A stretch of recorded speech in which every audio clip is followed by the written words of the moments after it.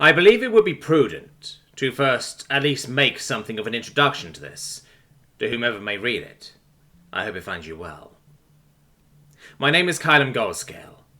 I'm a mere assistant in the Science Division, the Sociology Department, on board of the Resting Nest, an exploration vessel tasked by His Imperial Majesty to find, categorize, and study new life forms. I am of the Peldaran species. We are a small but influential faction of the galactic community. It would be unfair to divide our races and cultures into categories, but since it is part of my profession, here it goes. The Peldarans are usually more inclined to be curious. We provide the galactic community with 4 of the 9 leaders in research. We are classified as reptilian. We stand at 1 to 1.5 meters height. Our diet consists of mostly animal protein, most of which is artificially produced in fabricators. This is not an essay on my species, nor on our origin. This saga is my account of what happened before and after the Resting Nest arrived at the Class 6 Death World. It was in the golden zone for life in this system, though it seemed to have evolved hyper-aggressive predators both on the surface, in its oceans, as well as flying species. We arrived cloaked as per protocol. Our sensors picked up on billions upon billions of life forms, and we were ordered to start observation. Much to our surprise, there were already signs of civilization. There were a species of primates who had managed to get themselves airborne.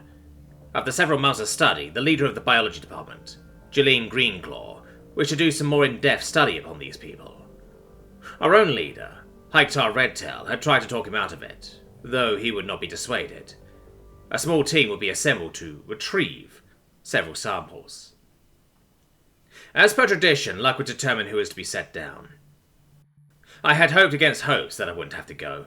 Their places looked dangerous. Floodings, fluctuating temperatures, harsh downpours, not to mention the myriad of predatory animals, both large and small. We all have a small device in our wrist that allows us to interface with the ship's various machinery and computation setups. A bright green light sprang up from my wrist while I was reading through some information on the Dirigia and their odd obsession with battle. The green light was an indication that I was to head to one of the many briefing rooms. I was selected. With a heavy feeling in my stomach, I wandered the many corridors. Detours were of course to no avail. I had been summoned, and Hyktar Redtail would have my hide if I were to skirt my duties. It took me about 10 minutes to arrive at the large circular briefing room. Hyktar Redtail was there, along with several others. Namely, a Dirigia named Alia, a female of their species who was assigned as our bodyguard. Another Peldaran, also female, and she was called Bulazar Greysnout, and 2 Hudril of the same nest. Their species does not work with common assigned sexes. Their names were Larax and Cordera, who were our pilots in this mission. Buluzar and Hykar were chatting quietly, with both of them seeming more enthusiastic than I felt myself. The admiral of the ship, who was a Firulin, who was called Gabrilia. The admiral dragged his rather saggy body to the middle of the room, his 6 fleshy legs moving in unison, which gave him an odd wobble. The admiral called for attention, with a deep, rumbly voice. "Since everyone is here, I will start with the briefing of this mission." The rest of us gathered around the admiral and stood at attention. "The mission you are being tasked with is about retrieving some of the planet's samples. You will be provided a list of genetic samples, items, and material for research. As far as we know, they have no way of monitoring our presence. We wish to keep these people unaware. We are at the fringe of explored space, and we do not want to accidentally reveal us and cause who knows what. Larax and Cordera, you will fly the shuttle to the designated location and evade any potential scanning or surveillance apparatuses." The siblings nodded. "Understood, Admiral. We will not be seen." I myself and several others in my field of study theorized them to have limited telepathy with their nestlings, which allowed them to finish each other's sentences.